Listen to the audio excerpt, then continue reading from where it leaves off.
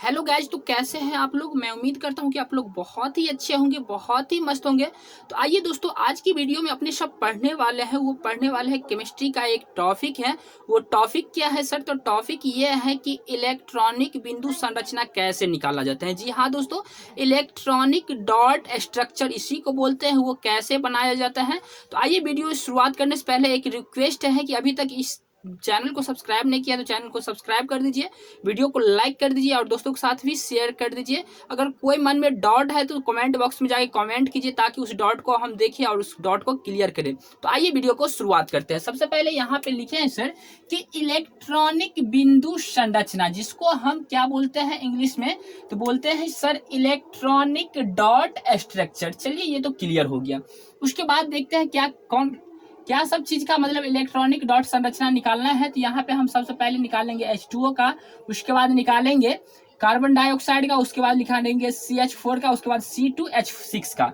इसका इलेक्ट्रॉनिक बिंदु संरचना निकालना है। तो आइए, सबसे पहले ये निकालने से पहले एक महत्वपूर्ण चीज है जिसको हम बोलते हैं क्या, इलेक्ट्रॉनिक विन्यास। तो चलिए आइए हम शॉर्ट में समझ लेते हैं कि इलेक्ट्रॉनिक विन्यास क्या होता है। तो इलेक्ट्रॉनिक विन्यास 1 to 20 मतलब 1 to 20 तक के जो जितने भी तत्व है ना, उसमें इलेक्ट्रॉनिक विन्यास जो होता है, प्रथम कक्ष में कितना इलेक्ट्रॉन रहता है, तो 2 इलेक्ट्रॉन, द्वितीय कक्ष में भी 8 इलेक्ट्रॉन, तृतीय कक्ष में भी 8 इलेक्ट्रॉन और चतुर्थ कक्ष में कितना होता है, 2 इलेक्ट्रॉन। मतलब 2 8 8 2, ये डिजिट को याद रखना होगा।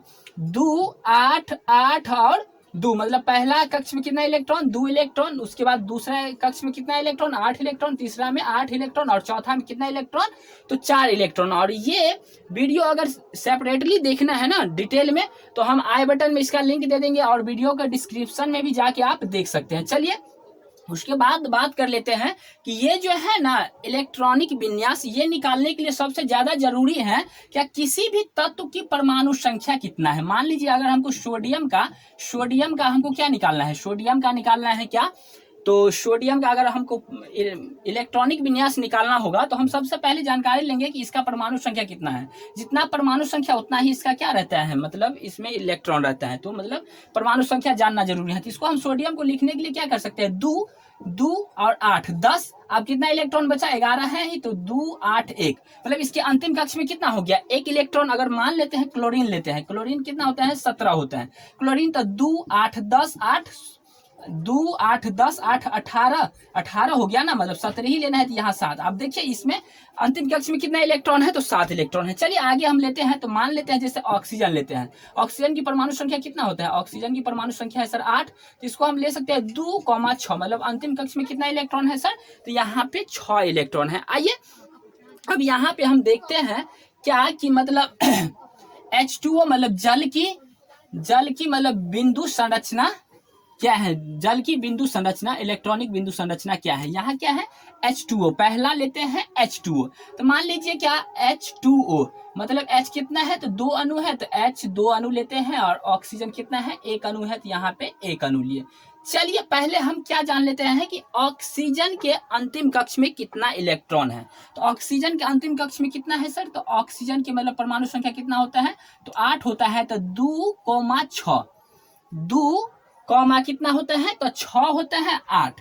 अब मान लीजिए कि हम ना, अब पिछले वीडियो में हम देख चुके हैं क्या पढ़े हैं कि उसमें पढ़े हैं कि कोई भी तत्व के अंतिम कक्ष में जितना इलेक्ट्रॉन रहता है, मान लीजिए ये 6 हुआ, तो वो अंतिम कक्ष में वो चाहता है वो तत्व कि उसका इलेक्ट्रॉन कितना हो जाए, 8 हो जाए या 2 हो जाए, 2 हो जाए या 8 हो जाए। 2 सिर्फ हाइड्रोजन के लिए लागू होते हैं, 8 सब के लिए लागू होता है। तो चलिए, कोई भी तत्व के अंतिम कक्ष में वो कितना चाहता है होना, तो वो चाहता है कि मेरा इलेक्ट्रॉन 8 हो जाए, या हाइड्रोजन चाहता है कि मेरा इलेक्ट्रॉन कितना हो जाए, तो 2 हो जाए।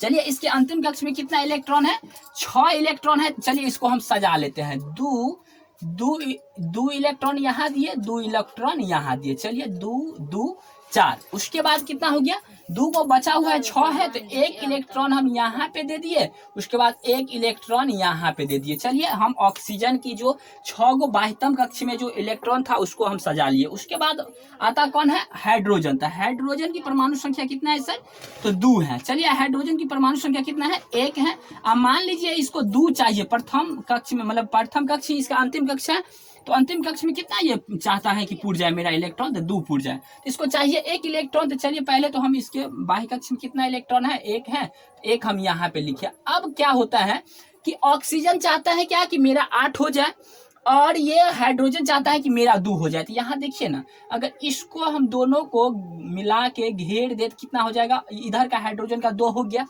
अगर इधर देखते हैं तो इधर ये हाइड्रोजन का ये भी कितना हो जाएगा, ये भी इसके हाइड्रोजन का भी 2 हो गया। उसके बाद ऑक्सीजन का हम देखें तो ऑक्सीजन को कितना इलेक्ट्रॉन चाहिए, तो इसको चाहिए 8 इलेक्ट्रॉन। तो 8 के लिए क्या करना होगा, इस सब को पकड़ के क्या करना होगा, यहाँ पे चक्कर लगाना होगा।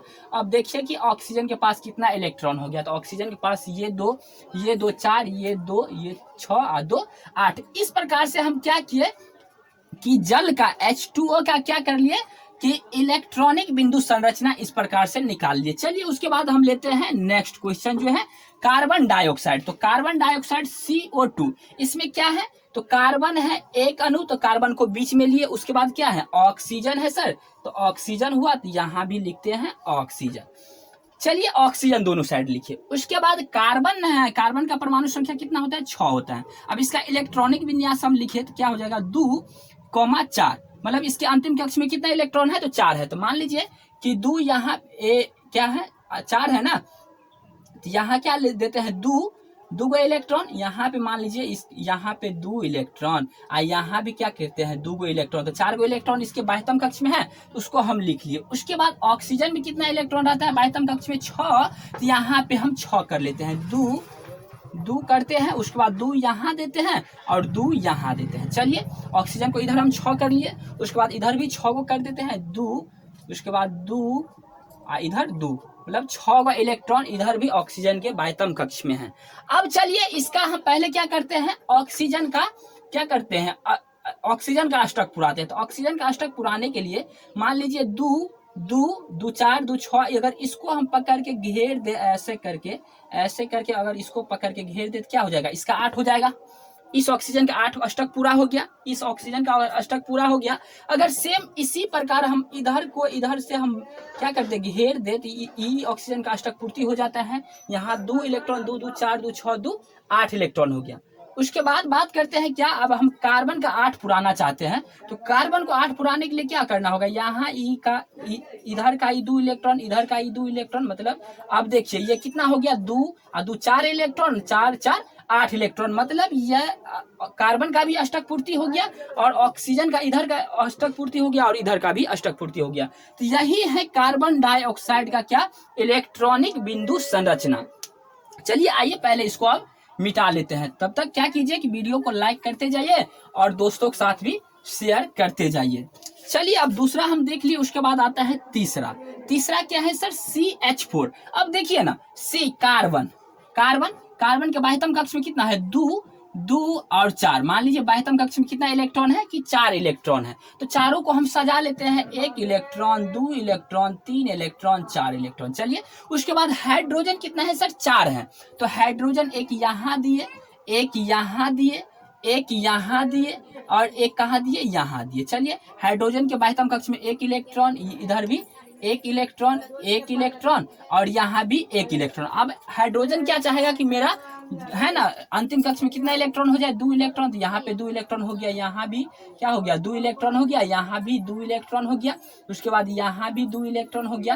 अब हाइड्रोजन का तो हम 2 इलेक्ट्रॉन पुरा दिए बाह्यतम कक्ष में। अब कौन बचता है, तो कार्बन बचता है। कार्बन के अंतिम कक्ष में कितना इलेक्ट्रॉन था, 4 इलेक्ट्रॉन था। ये चाहता है कि 8 हो जाए, तो 8 के लिए क्या करना होगा, यहाँ से देखिए, यहाँ से ये क्या करेगा, ये अपना घेरेगा ऐसे करके, यहाँ देखिए ये इसका अष्टक पूर्ति हो गया, 2 इलेक्ट्रॉन 2 4 इलेक्ट्रॉन 2 6 इलेक्ट्रॉन और 2 8 इलेक्ट्रॉन। इस प्रकार से हम क्या किए कि CH4 का क्या कर लिए, इसका इलेक्ट्रॉनिक बिंदु संरचना निकाल लिए। चलिए उसके बाद अंतिम जो क्वेश्चन है वो है C2H6, मतलब कार्बन कितना है सर, 2 गो है।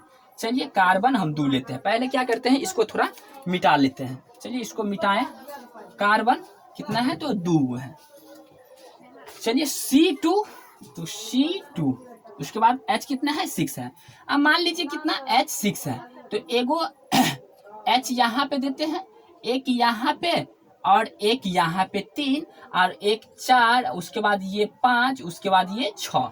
अब देखिए ना, हाइड्रोजन के अंतिम कक्ष में एक इलेक्ट्रॉन है, तो एक इलेक्ट्रॉन, एक इलेक्ट्रॉन, एक इलेक्ट्रॉन, एक इलेक्ट्रॉन, एक इलेक्ट्रॉन, एक इलेक्ट्रॉन। चलिए अब क्या करते हैं, इसके बाह्यतम कक्ष में कितना इलेक्ट्रॉन है, ये कार्बन के बाह्यतम कक्ष में 4 इलेक्ट्रॉन है, तो एक इलेक्ट्रॉन, एक इलेक्ट्रॉन, एक इलेक्ट्रॉन, एक इलेक्ट्रॉन। देखिए 1 2 3 4 इलेक्ट्रॉन दे दिए। उसके बाद इधर के कार्बन में देखिए एक इलेक्ट्रॉन, 2 इलेक्ट्रॉन, 3 इलेक्ट्रॉन और ये 4 इलेक्ट्रॉन। अब क्या करते हैं, पहले ना हाइड्रोजन का जो हमको अंतिम कक्ष में 2 2 इलेक्ट्रॉन पुराना है उसको हम गिर लेते हैं। चलिए इसको हम क्या कर लिए, इसको 2 2 करके गिर लिए। चलिए ये हाइड्रोजन का 2 पुर गया अंतिम कक्ष में, यहाँ भी पुर गया, यहाँ भी हो गया, यहाँ भी क्या हो गया, पुर गया, यहाँ भी हो गया 2 इलेक्ट्रॉन, यहाँ भी हो गया 2 इलेक्ट्रॉन।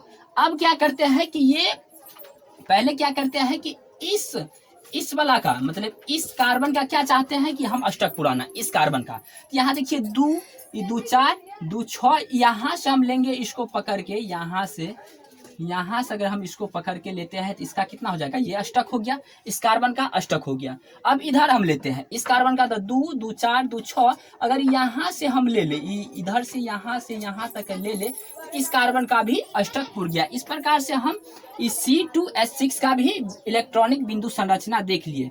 मैं उम्मीद करता हूँ कि ये वीडियो आपको अच्छा लगा होगा। अगर वीडियो पसंद आए तो वीडियो को लाइक करें, चैनल को सब्सक्राइब करें, दोस्तों के साथ शेयर करें। फिर मिलते हैं नेक्स्ट वीडियो में, तब तक के लिए धन्यवाद।